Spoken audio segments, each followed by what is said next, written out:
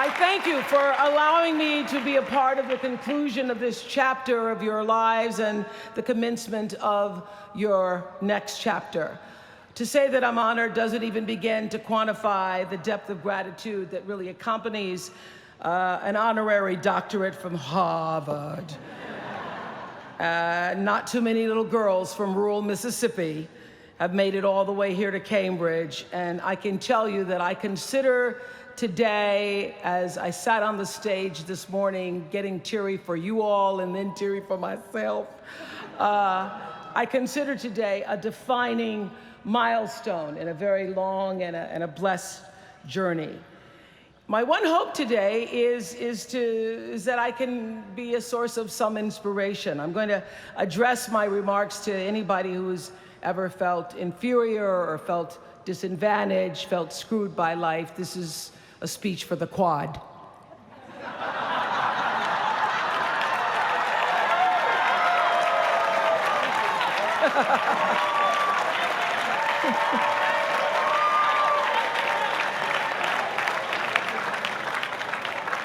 Actually, I was so honored. I wanted to do something really special for you. I wanted to be able to have you look under your seats and there would be free master and doctor degrees. But I see you got that covered already. I will be honest with you. I felt a lot of pressure over the past few weeks to come up with something that I could share with you that you hadn't heard before, because after all, y'all went to Harvard, I did not. But then I realized that you don't have to necessarily go to Harvard to have a driven, obsessive, type A personality, but it helps. And while I may not have graduated from here, I admit that my personality is about as Harvard as they come. You know, my television career began unexpectedly. As you heard this morning, I was in the Miss Fire Prevention contest. That was when I was 16 years old in Nashville, Tennessee, and you had the requirement of having to have red hair in order to win up until the year that I entered. So they were doing the question and answer period because I knew I wasn't going to win in the swimsuit competition. So during the question and answer period, the question came, "Why, young lady, what would you like to be when you grow up?" And by the time they got to me, all the good answers were gone. So I had seen Barbara Walters on the Today Show that morning, so I answered, "I would like to be a journalist. I would like to tell other people's stories in a way that makes a difference in their lives and the world." And as those words were coming out of my mouth, I went, "Whoa, this is pretty good. I would like to be a journalist. I want to make a difference." Well, I was on television by the time I was 19 years old. And in 1986, I launched my own television show with a relentless determination to succeed. At first, I was nervous about the competition, and then I became my own competition, raising the bar every year, pushing myself as hard as I knew. Sound familiar to anybody here? Eventually, we did make it to the top, and we stayed there for 25 years. The Oprah Winfrey Show was #1 in our time slot for 21 years, and I have to tell you, I became pretty comfortable with that level of success. But a few years ago, I decided, as you will at some point, that it was time to recalculate, find new territory, break new ground. So I ended the show and launched OWN, the Oprah Winfrey Network. The initials just worked out for me. So 1 year later, after launching OWN, nearly every media outlet had proclaimed that my new venture was a flop. Not just a flop, but a big, bold flop, they call it. I can still remember the day I opened up USA Today and read the headline, "Oprah not quite standing on her own." I mean, really, USA Today, now that's the nice newspaper. It really was, this time last year, the worst period in my professional life. I was stressed and I was frustrated, and quite frankly, I was embarrassed. It was right around that time that President Faust called and asked me to speak here. And I thought, you want me to speak to Harvard graduates? What could I possibly say to Harvard graduates, some of the most successful graduates in the world, in the very moment when I had stopped succeeding? So I got off the phone with President Faust, and I went to the shower. It was either that or a bag of Oreos. So I chose the shower. And I was in the shower a long time, and as I was in the shower, the words of an old hymn came to me. You may not know it. It's by and by, when the morning comes. And I started thinking about when the morning might come, because at the time I thought I was stuck in a hole. And the words came to me, trouble don't last always, from that hymn. This too shall pass. And I thought, as I got out of the shower, I am going to turn this thing around, and I will be better for it.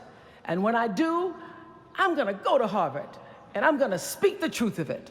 So I'm here today to tell you, I have turned that network around.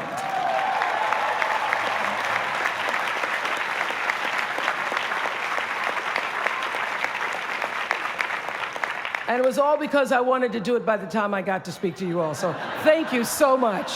You don't know what motivation you were for me. Thank you. I'm even prouder to share a fundamental truth that you might not have learned even as graduates of Harvard, unless you studied the ancient Greek hero with Professor Naj. Professor Naj, who as we were coming in this morning said, "Please, Ms. Winfrey, walk decisively." I shall walk decisively. This is what I want to share. It doesn't matter how far you might rise. At some point, you are bound to stumble, because if you're constantly doing what we do, raising the bar, if you are constantly pushing yourself higher, higher, the law of averages, not to mention the myth of Icarus, predicts that you will at some point fall. And when you do, I want you to know this, remember this, there is no such thing as failure. Failure is just life trying to move us in another direction. Now, when you're down there in the hole, it looks like failure. So this past year, I had to spoon feed those words to myself. And when you're down in the hole, when that moment comes, it's really okay to feel bad for a little while. Give yourself time to mourn what you think you may have lost. But then, here's the key. Learn from every mistake, because every experience, encounter, and particularly your mistakes are there to teach you and force you into being more of who you are. And then figure out what is the next right move. And the key to life is to develop an internal, moral, emotional GPS that can tell you which way to go. Because now and forevermore, when you Google yourself, your search results will read, Harvard 2013. And in a very competitive world, that really is a calling card, because I can tell you, as one who employs a lot of people, when I see Harvard, I sit up a little straighter and say, where is he or she? Bring them in. It's an impressive calling card that can lead to even more impressive bullets in the years ahead. Lawyer, senator, CEO, scientists, physicists, winners of Nobel and Pulitzer Prizes, or late-night talk show host. But the challenge of life, I have found, is to build a resume that doesn't simply tell a story about what you want to be, but it's a story about who you want to be.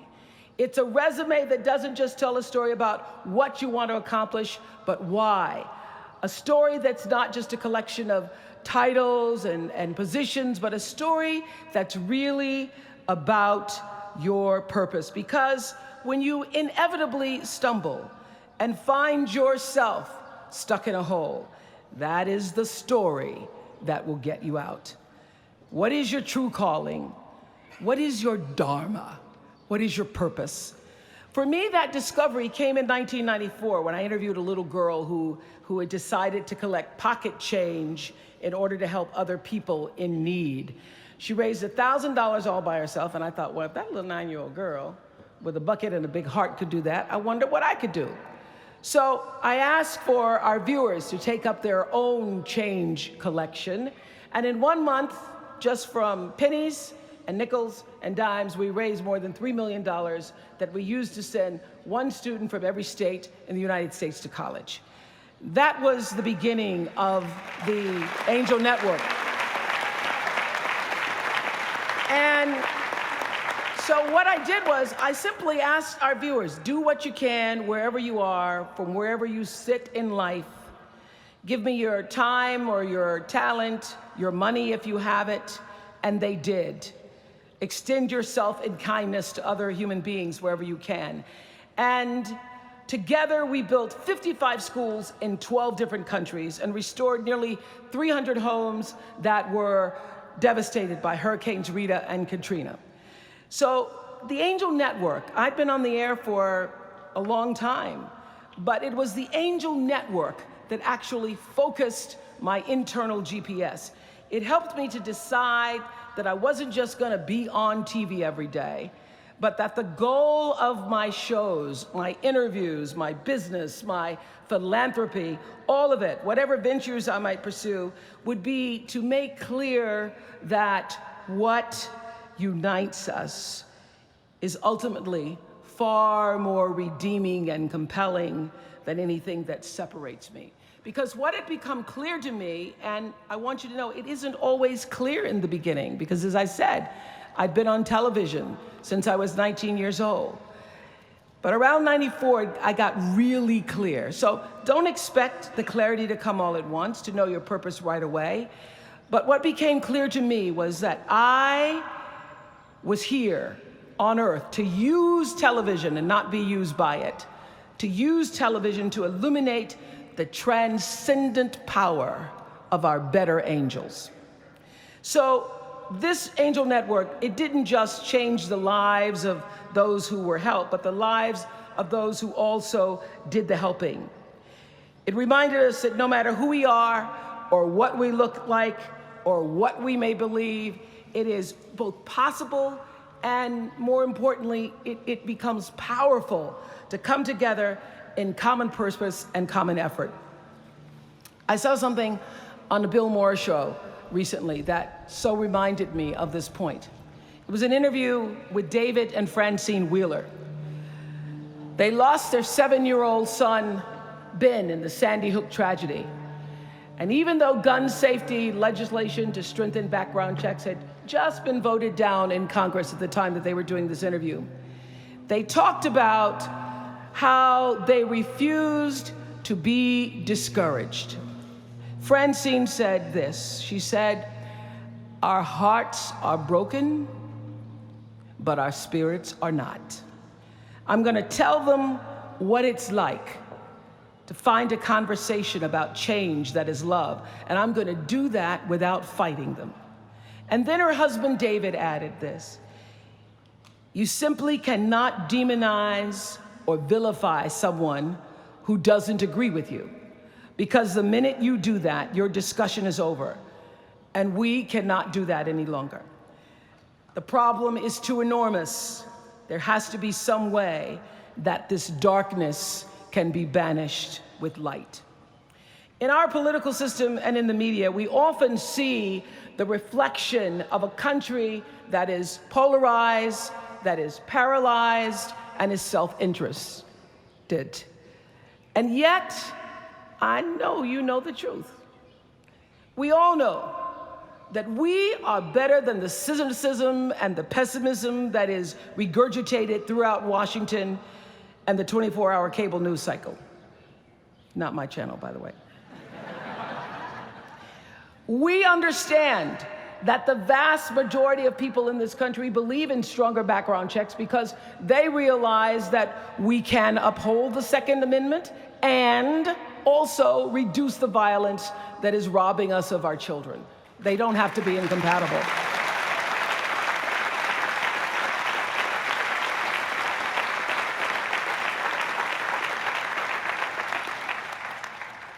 And we understand that most Americans believe in a clear path to citizenship for the 12 million undocumented immigrants who reside in this country, because it's possible to both enforce our laws and at the same time embrace the words on the Statue of Liberty that have welcomed generations of huddled masses to our shores. We can do both.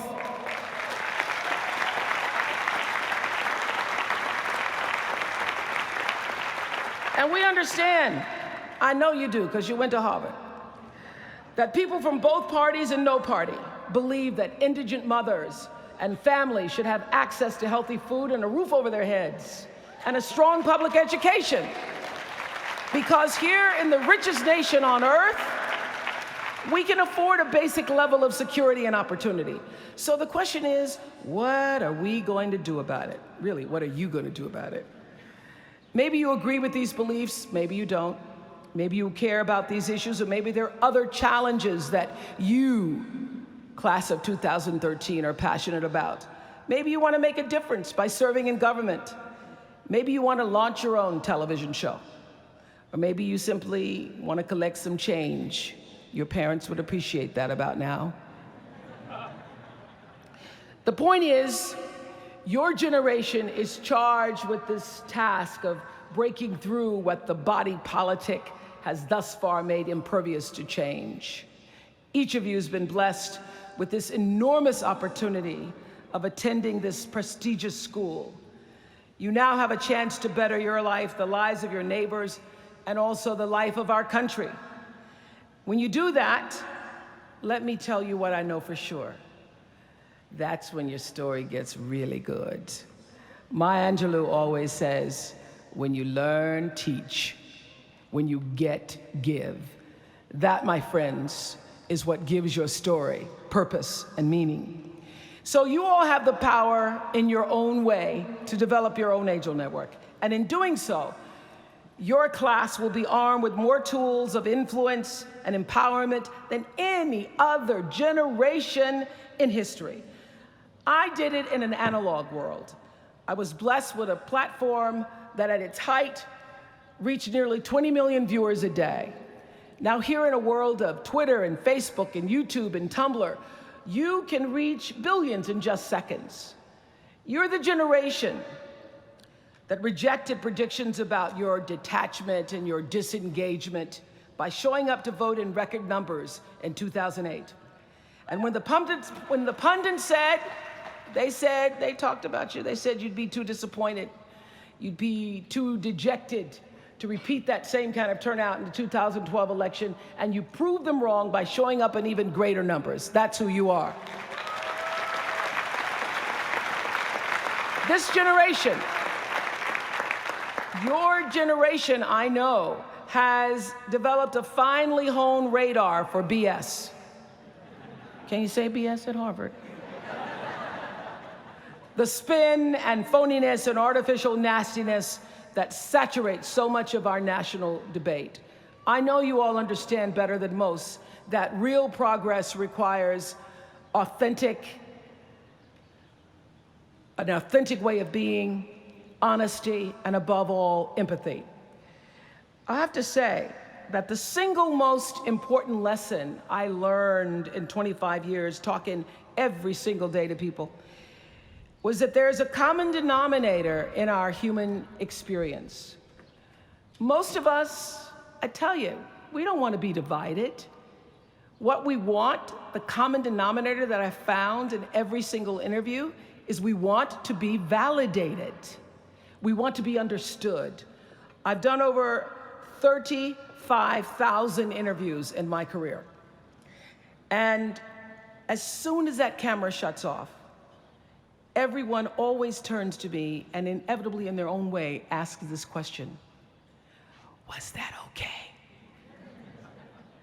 I heard it from President Bush. I heard it from President Obama. I've heard it from heroes and from housewives. I've heard it from victims and perpetrators of crimes. I even heard it from Beyonce and all of her Beyonce-ness. She finishes performing, hands me the microphone and says, "Was that okay?" Friends and family, yours, enemies, strangers, in every argument, in every encounter, every exchange, I will tell you, they all want to know one thing. Was that okay? Did you hear me? Do you see me? Did what I say mean anything to you? And even though this is the college where Facebook was born, my hope is that you will try to go out and have more face-to-face conversations with people you may disagree with.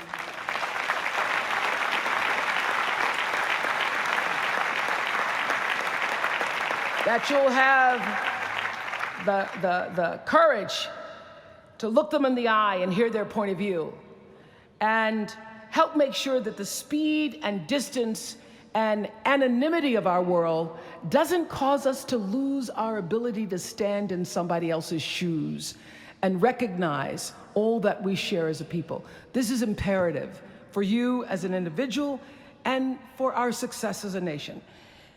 There has to be some way that this darkness can be banished with light.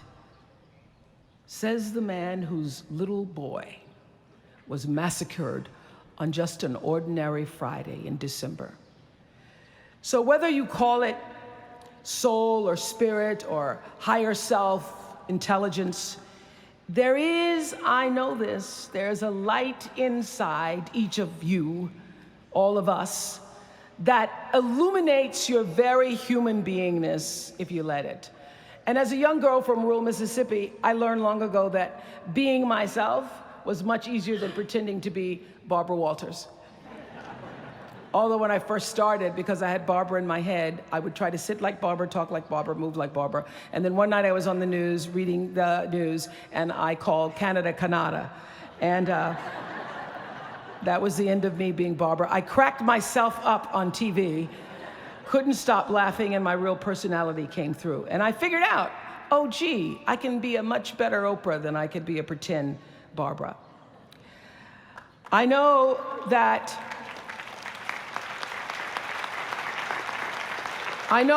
you all might have a little anxiety now and hesitation about leaving the comfort of college and putting those Harvard credentials to the test. But no matter what challenges or setbacks or disappointments you may encounter along the way, you will find true success and happiness if you have only one goal. There really is only one, and that is this: to fulfill the highest, most truthful expression of yourself as a human being. You want to max out your humanity by using your energy to lift yourself up, your family, and the people around you. Theologian Howard Thurman said it best. He said, "Don't ask yourself what the world needs. Ask yourself what makes you come alive, and then go do that.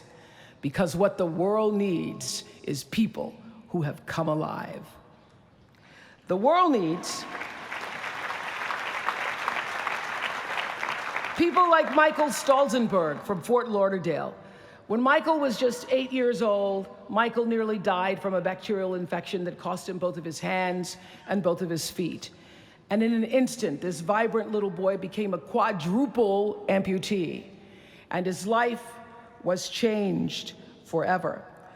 But in losing who he once was, Michael discovered who he wanted to be.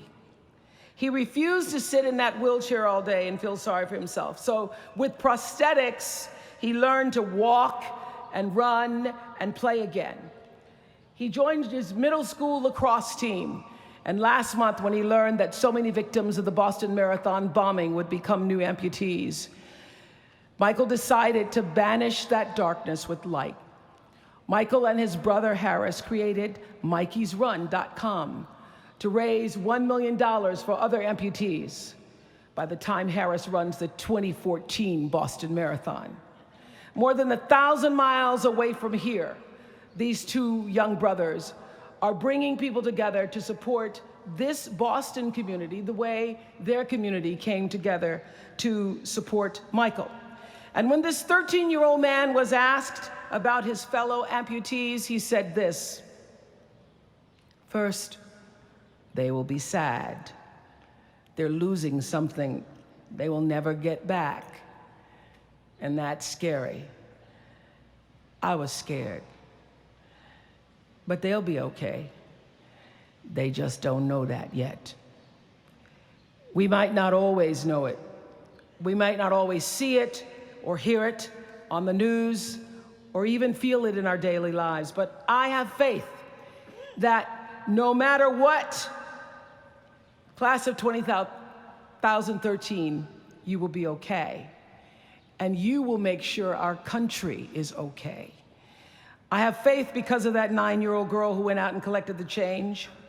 I have faith because of David and Francine Wheeler. I have faith because of Michael and Harris Stolzenberg. And I have faith because of you, the network of angels sitting here today. One of them, Khadijah Williams, who came to Harvard 4 years ago. Khadijah had attended 12 schools in 12 years, living out of garbage bags amongst pimps and prostitutes and drug dealers, homeless, going into department stores, Walmart in the morning to bathe herself so that she wouldn't smell in front of her classmates. And today she graduates as a member of the Harvard class of 2013.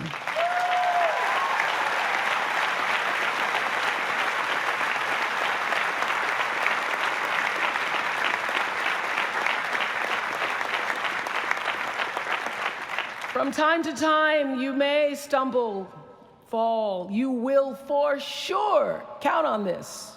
No doubt. You will have questions and you will have doubts about your path.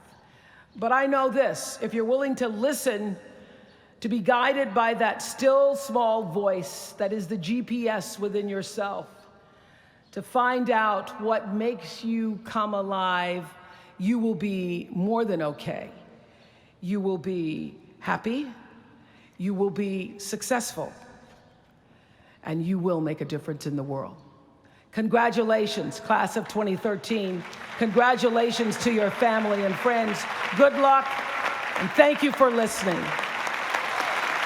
Was that okay?